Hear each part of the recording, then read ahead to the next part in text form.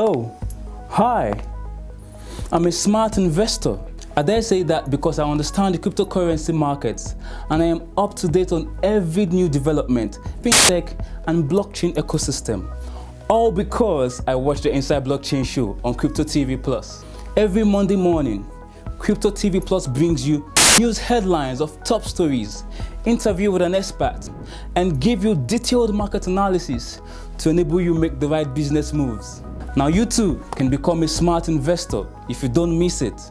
The Inside Blockchain Show, only on Crypto TV Plus.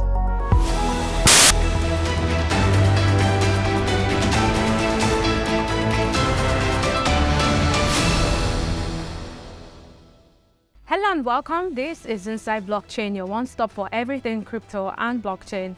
I'm your host, Faith Ekwari. If this is your first time watching this program, make sure to follow us across all social media platforms and subscribe to our YouTube channel to stay updated in the ever-evolving world of blockchain and cryptocurrency. Now, statistics show 59% of the world's population uses social media with the average of daily usage of 2 hours and 31 minutes. Now, since the evolution of the web began, social media have been by far the biggest technologies to grace the earth, thereby connecting billions of people across the world. Now, breaking it down to the blockchain space, we have seen innovations emerge from DeFi, NFTs, Metaverse, GameFi, and now it is no denial that we're moving gradually into an era where SocialFi will be king. Now, many may beg to differ, but with the likes of Ethermail that rewards users and readers for reading relevant content in their box, Lens protocol that allow developers to launch social media platforms and profiles based on Web3 and many more projects, we will definitely be moving into an era where creators, influencers, participants will be digitally included, be able to monetize their skill and have digital ownership and identity. Now, today we'll be discussing SocialFi and its future in Web3. Before we get into the conversation, let's go on a quick break. When we come back, I will be introducing my guest and we'll get right into it. Don't go anywhere, stay with us, we'll be right back. It's raining free crypto. Lucky for me, I've got my crypto wallet to pick him up. That's basically what airdrops are. Crypto airdrops are practically free token giveaways, which have become a common highlight in the crypto ecosystem of recent. The distribution of crypto airdrops are usually done by decentralized applications, new blockchain services, or crypto projects. The details of crypto airdrops will also emphasize its role as a marketing tool. Don't get stuck in the past. Get all the latest news and happenings on blockchain and cryptocurrency, only on Crypto TV Plus. Hello, my name is Chiki and I'm the Bull of the Bullet. Keep watching Crypto TV Plus. Don't touch that. Peace.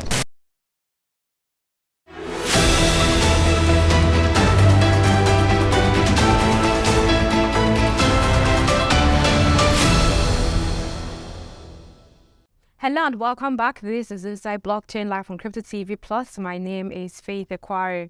If this is your first time watching the program, make sure to follow us across all social media platforms and turn on your post notification button to stay updated in this ever-evolving world of crypto and blockchain. Today we'll be discussing SocialFi and its future in Web3. To join us in the conversation is a blockchain enthusiast and a marketing and media specialist, Elsie Godwin. Elsie, how are you doing today? Thank you for having me. It feels good to have you here in the studio. It's good to be here. Amazing. I think this is your first time being here, right? Yes. Yes, amazing. So let's talk about your journey into the crypto and blockchain space. Okay. I do marketing for both Web2 and Web3. Web3. I have a couple of projects in Web2 that I'm still very much part of. Like you said, I do media, I do marketing, I do communications, I handle influencer marketing. So, of course, over here it's called KOLs, right? Talking to influencers. So, everything I do in Web2 is same thing I can do in Web3. And I've been able to handle like projects on full-time basis and also part-time basis. So I'm not transitioning on both sides. You're just working the both of them together, putting in the balance. So I can't leave everything I have done in Web2 to just be in Web3. I'm doing both really, and it's been amazing.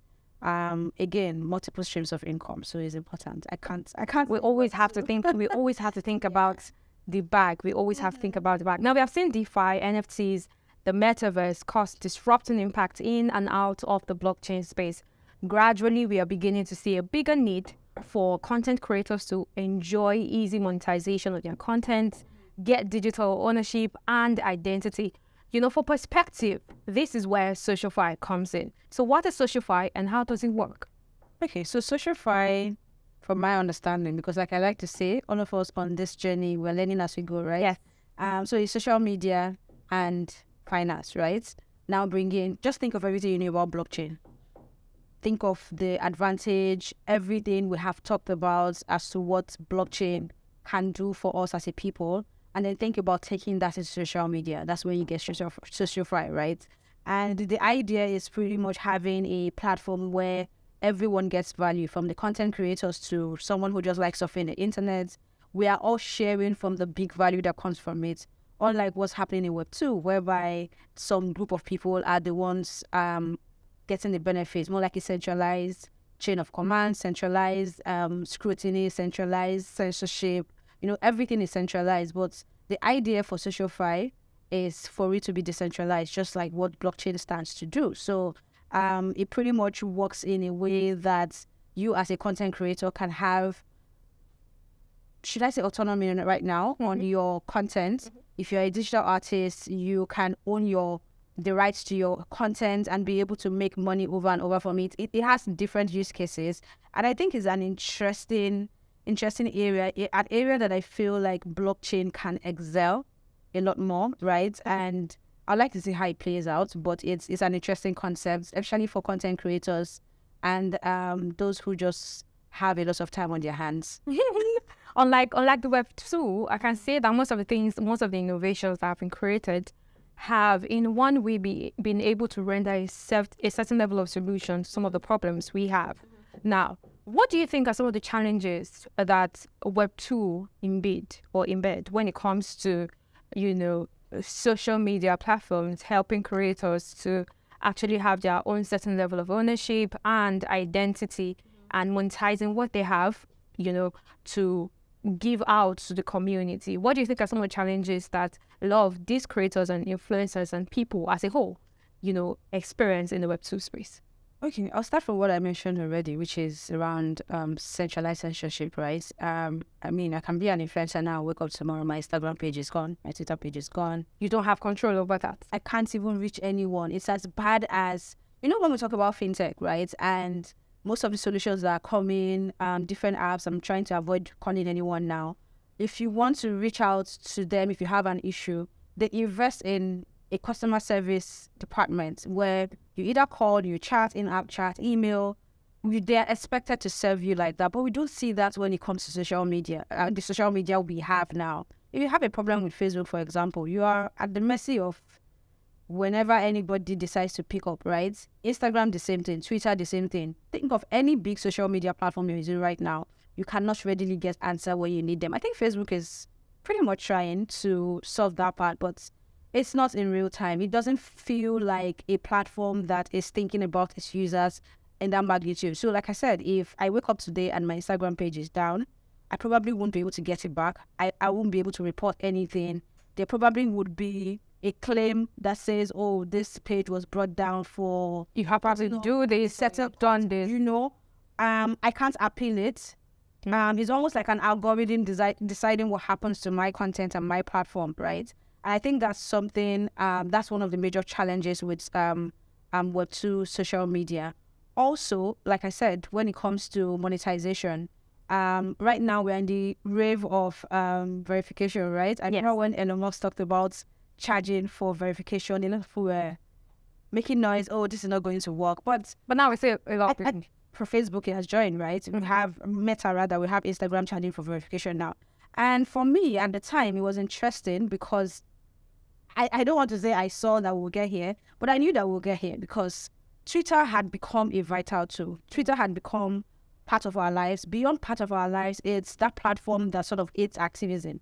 So it has this interesting UI UX that just makes it easy for you to pick on trends, join conversation. You can be a nobody, but your voice is strong on Twitter, right? And if you have that kind of control over people and their psychology, you can set anything to them, right? So when the whole conversation started, honestly, I knew that it was going to fly because nobody's going to leave Twitter because they don't want to pay. Maybe a few people will. A few people will claim, oh, I'm not interested. But at the end of the day, it's also about knowing those who are important to you. Those that already had the legacy verification will probably still have it for a long time before they decide to do whatever they want to do with them. But you can see the data or the statistics of how much they've made. We are seeing the statistic of how how much Instagram is making from launching the verification solution right now, right? So I'm saying that to say that the money is just somewhere. It's not centralized, right? If as an influencer, I have built a brand over the years on Instagram, for example, and of course, you can make money indirectly based off of influencer marketing using your platform. And right now, they are looking for ways to get some of that money from you, which is where the verification thing comes in. But I can't make money directly off of my brand because I'm there, right? I know that there are also ways in which I think on Facebook right now, or maybe on YouTube, you sort of get some form of money if adverts are placed on your platform and things like that. But you still cannot. It's not an across-board situation, and I think that's one of the things that SocialFi can solve if, of course, executed properly. I mean, we are all excited about what blockchain can do. It also depends on how those who are put on the gatekeepers of these sort of solutions and those who are thinking through the problems, how they decide to execute them and how they decide to carry people along. So I think that's one other way in terms of monetization, ownership as well of content. We see what is going on with NFT, right? Yes. People are becoming millionaires overnight just by selling their artwork making it an NFT and selling it and all that. So there are different ways to look at it. There are different angles to look at it. Right now, I think I saw a data on Cointelegraph or so, whereby I think it's half of the world population spending minimum an average of 2 hours, something minutes a day online, right? So it means that you're spending a substantial amount of your time. For it to be average, it means that some people are spending, of course, 24 hours online. Some are spending 12, some are spending 8. So that should amount to something for us if implemented well. Yes, of course. And accountability comes in because the blockchain leaves a lot of people accountable for some of the information that is being put. And looking at how much immutability blockchain technology is able to provide, I think SocialFi is going to be busting the entire system very, very soon. Let's go on a quick break. When we come back, we'll continue the conversation. Don't go anywhere. Stay with us forever. Don't get stuck in the past. Get all the latest news and happenings on blockchain and cryptocurrency only on Crypto TV Plus.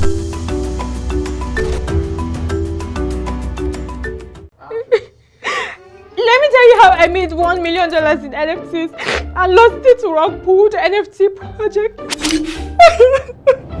Just kidding. Now, on a serious note, a lot of people have, in one way or the other way, lost money to NFT projects that have folded up or have zero utility or value. That is when you hear that the NFT project has been pulled, or it literally means the rug has been removed.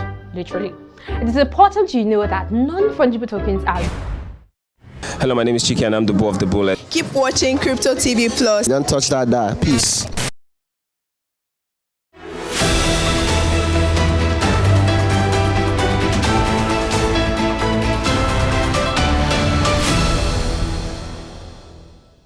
Welcome back. This is Inside Blockchain. I am Faith Aquari. I still have Elsie Godwin in the studio today, and we're discussing SocialFi and its future in the Web3. Let's check out some protocols that have been using SocialFi.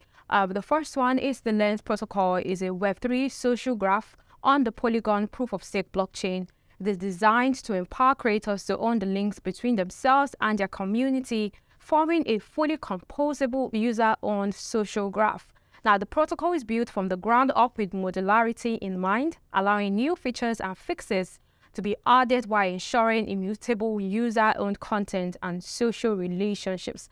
Now, Lens protocol seeks to solve major issues in existing social media networks, and I'm sure Elsie already said something about that. So if you haven't seen that, make sure to go to the first half of the show to watch that. Now, another one is EtherMail. It allows fully anonymous and encrypted P2P communication and rewards its users for reading relevant content in their inbox. Now, EtherMail is a decentralized email platform created to provide anonymous and encrypted wallet-to-wallet communication for users. Now, it is based on Ethereum with a high level of privacy and censorship-resistant system. Ethermail rewards users for using the platform to communicate. Some other protocols are still there that works in that line. So if you want to know more, make sure to go to Crypto TV Plus website to check out some of the protocols that uses the SocialFi. Now, let's understand, when we have SocialFi, we have, there's also DeFi. Now, if we're putting in monetization into interacting on social media, then we are bringing in the DeFi protocol into the mix. Now, how does it work? SocialFi and DeFi. So if you say you're going to monetize social media, right, for everyone, you definitely need some form of currency to do that, and that's where DeFi comes in, creating new digital tokens. Of course, when it comes to the artist part, where I talk about the ownership, when they start talking about NFTs, right? So this, it can't stand alone. It has to work with a certain currency, and we're not coming back to fiat, right? So it has to be something. It just reminds me of the success. I was reading something, I think it was yesterday or the day before yesterday, on the success of P2P in Africa, primarily because of the challenges we have when it comes to moving money around, policies and things like that. It's always very easy. Like, it happens in seconds for someone to pay you from any part of the world using a stable coin, right? And the P2P is happening. So, and this is why you're having different solutions and different companies coming up with that project. So if something like this is happening with social media, then this part of blockchain would also be important to be able to power the monetization of SocialFi. Amazing. What do you think will be the gridlocks when it comes to utilizing SocialFi in the Web3 and also in the Web2? Because we still have a large amount of people that have not crossed over to the Web3. Some people don't even know what Web3 is. Some people do not really know what blockchain is or cryptocurrencies are. So what do you think will be the major gridlock when it comes to bringing in SocialFi into the mix? Okay, before I talk about the major gridlock, you said something about a lot of people not knowing what blockchain and Web3 is. And this is my own, maybe people might not agree with me, but I don't think a lot of people need to understand what blockchain is or what For them to use it. Right? So we all bank, right? We pick up our phone and we send money using some of these fintech apps, right? Even the traditional bank have their apps and everything. We don't know what happens behind the scene. All we know is I want to send 10,000 naira to somebody, right? I know that I have to click here, here, and here. Faith, have you gotten the money? Yes, I've gotten the money. That bank is working. That's all, right? So this idea that a huge number of people need to understand blockchain before it is adopted, I think is something that we need to revisit. I also think that is the reason that marketing is important. Marketing in the right sense of marketing.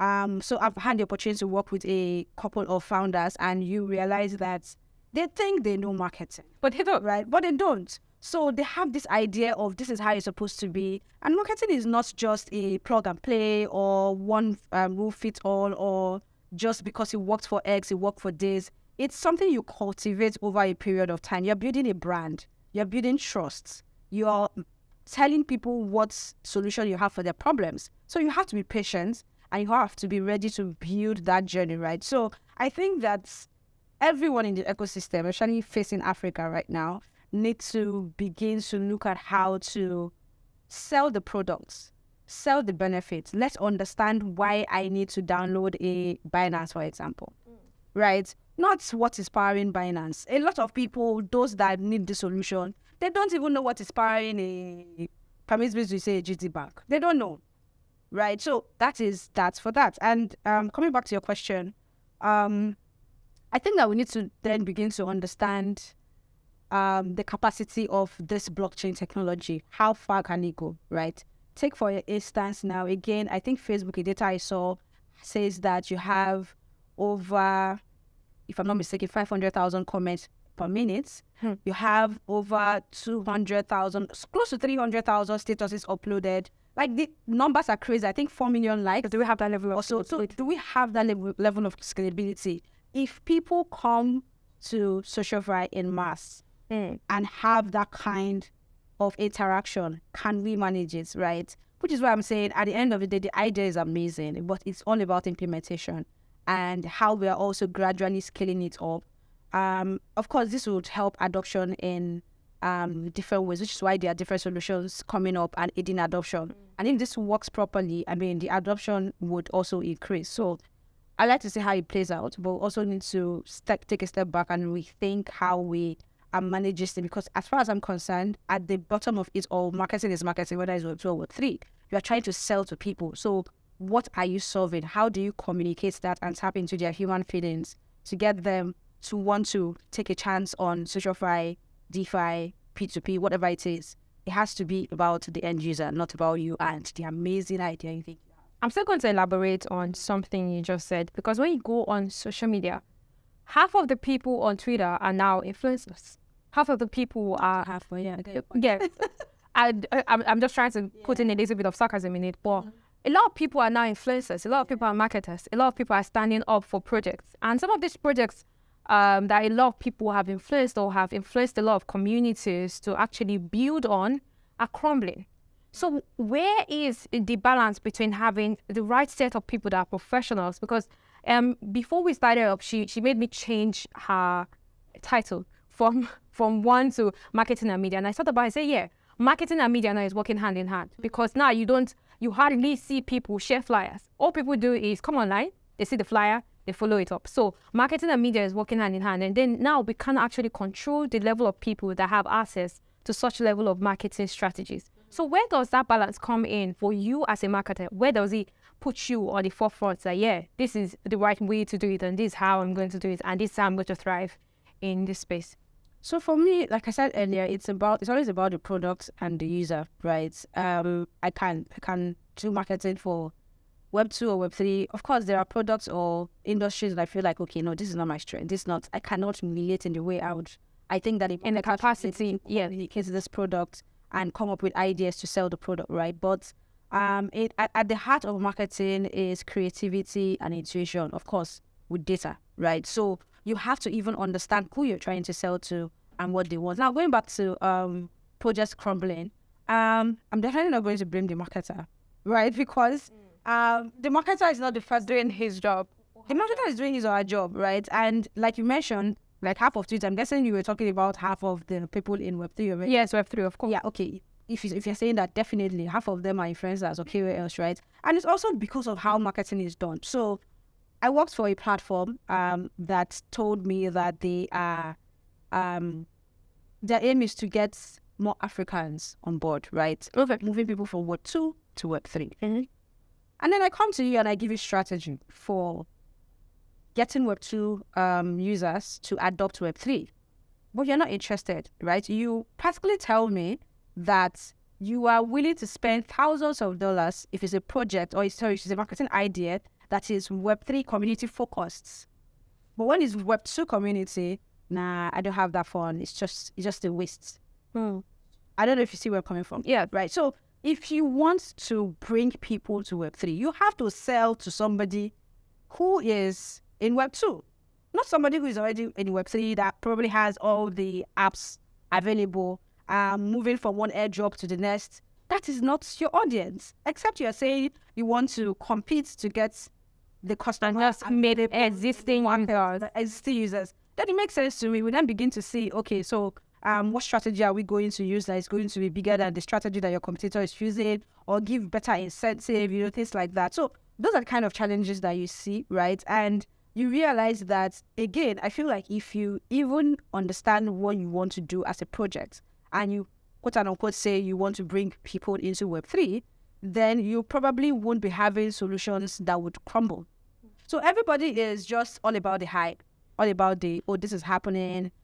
Even the KOLs are not really, very few of them are interested in the sustainability of your projects. What they really want is if you have their money, then we have your project, right? So again, which is why when we're talking about blockchain and Web3, if you listen to them carefully, those who are really serious in the space would advise you to please do your research yourself. Because if you do that, then you begin to check who are people behind the project, what other projects have they been part of, what is their experience, what's their track record, who are the people backing them in terms of finances, and how have they fared over the years, right? Is this just a fun thing for them because they have money to play around? So you also have to think about those things. But I wouldn't blame the marketer because the marketer is just doing his hard job. We're certainly not blaming the market and you certainly not blaming me. I'm just bringing the information right to you. So make sure to do your own due diligence. That is why we always have content for your Crypto TV Plus for you to learn from. We have Enathon, our sister company, who will be giving you all the information you need on cryptocurrencies and blockchain to help you build and thrive in the ecosystem. Let's go on a quick break. When we come back, we'll be wrapping up today's episode. It has been an amazing time. Don't go anywhere. Stay with us. We'll be right back. Don't get stuck in the past. Get all the latest news and happenings on blockchain and cryptocurrency only on Crypto TV Plus. Hey guys, welcome into the Metaverse on Crypto TV Plus. In today's video, we're going to be taking a portal into the Toyoverse. Now, what is the Toyoverse all about? Let's find out. Founded in 2021 by Ramil El Tawil and Mickey Hong, Toyo is a play-to-earn fighting game built on Polygon blockchain with strategic gameplay and NFT collectibles or tokens as rewards. In this Metaverse game, users make use of NFT action figure characters, body parts, and item ownership to fight. Hello, my name is Chiki and I'm the Bo of the Bullet. Keep watching Crypto TV Plus. Don't touch that die. Peace.